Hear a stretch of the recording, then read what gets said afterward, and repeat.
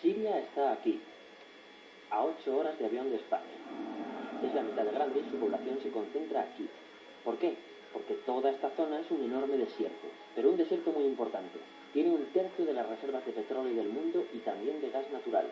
Según algunos, el nuevo petróleo.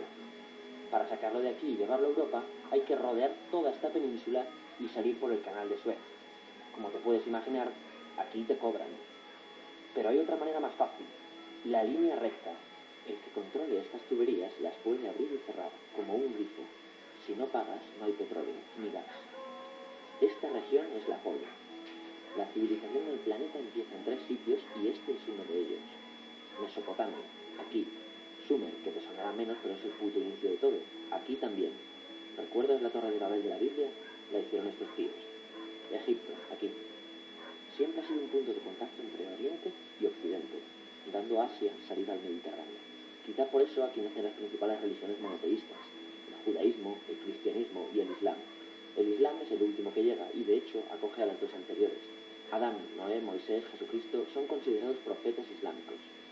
Bueno, al grano. Como la zona es la hostia, todos han querido controlarla y siempre ha estado dentro de algún imperio. Persas, griegos, los romanos. El imperio romano termina partiéndose en dos, y finalmente solo sobrevive esto. Ahora es cuando la última religión monoteísta, el Islam, construye su propio imperio. ¿Te acuerdas de las cruzadas? Bueno, pues son los europeos cristianos intentando recuperar esta zona de la que estamos hablando.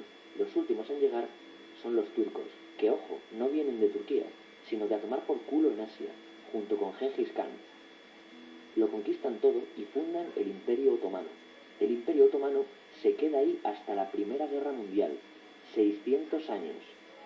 Cuando acaba la Primera Guerra Mundial, aparecen pequeños países donde antes estaba el Imperio Otomano, y por primera vez vemos a Siria en un mapa. Hasta ahora la habíamos dibujado para no perdernos. ¿Y quién se inventa esos países? Lo que te voy a contar es alto secreto. Bueno, lo era en 1916.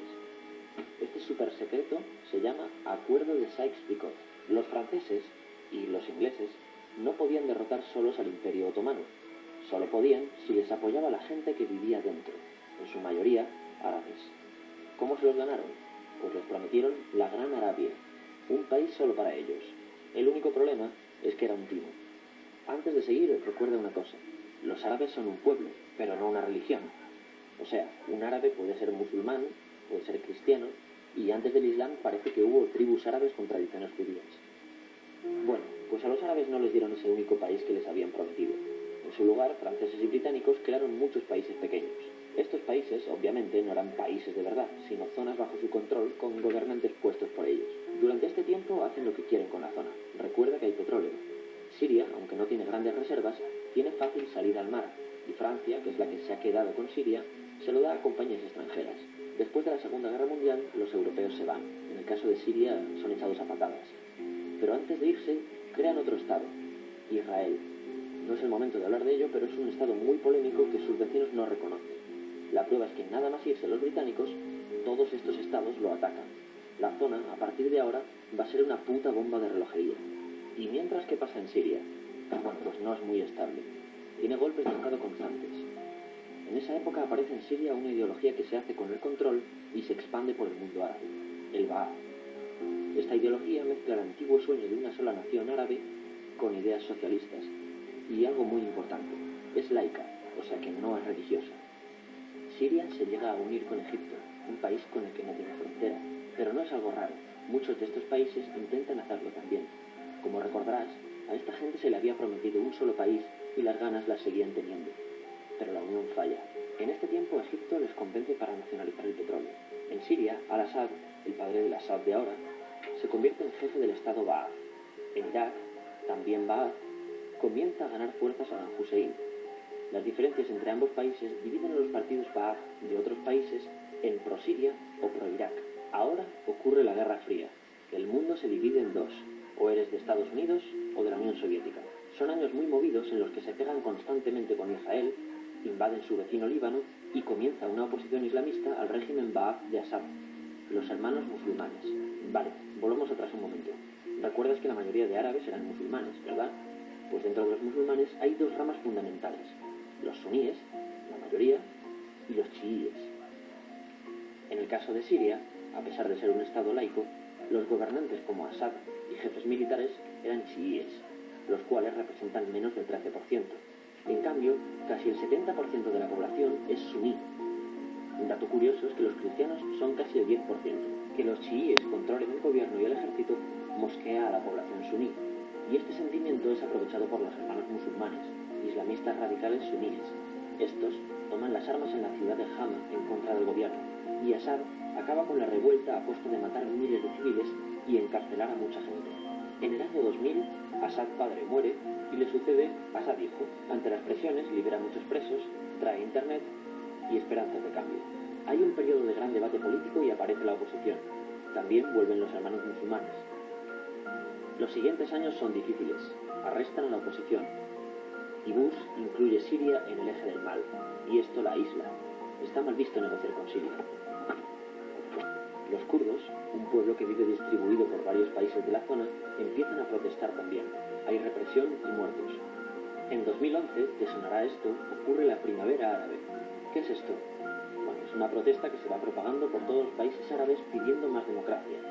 Como ves, el mundo árabe, a pesar de estar dividido en países, tiene tendencias generales. Cuando llega a Siria, Assad hijo termina usando el ejército y en los enfrentamientos mueren unas 1000 personas. Los enfrentamientos irán escalando hasta que se conviertan en guerra civil. No hay un momento exacto de inicio. Lo importante es que hoy en día hay numerosas facciones en juego. Vamos a verlas. Pero primero piensen que todo está dividido entre chiíes, la minoría, y suníes, la mayoría.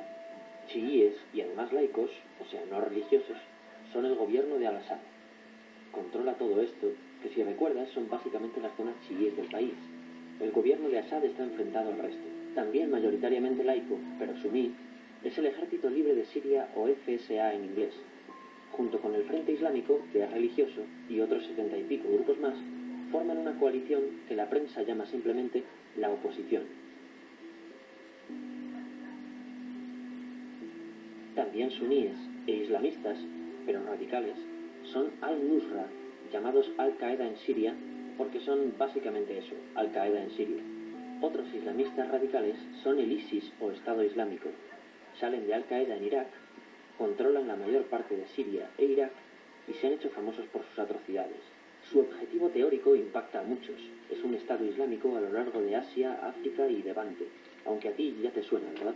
En naranja tenemos al pueblo kurdo, que recordarás porque el presidente Al-Assad lo reprimió, al igual que gobiernos de países próximos también hacen. Ahora controlan militarmente esta zona.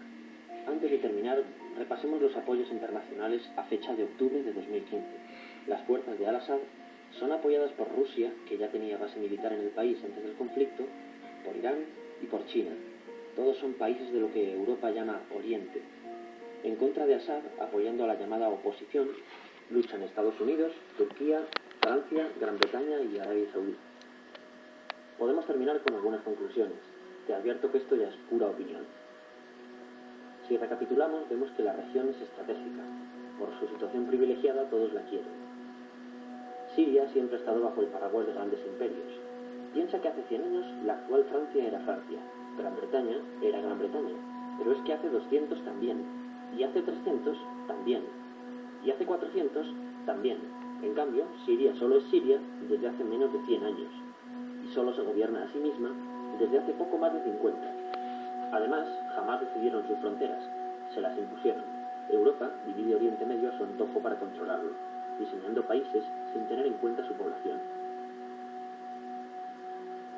Muchos historiadores dicen que todo pueblo tiene la necesidad de manejar su propio destino, pero estos ingredientes que hemos visto juegan en contra de proyectos como la Siria Ba'ath, que encima usa la represión para mantenerse. En última instancia, producen una guerra civil.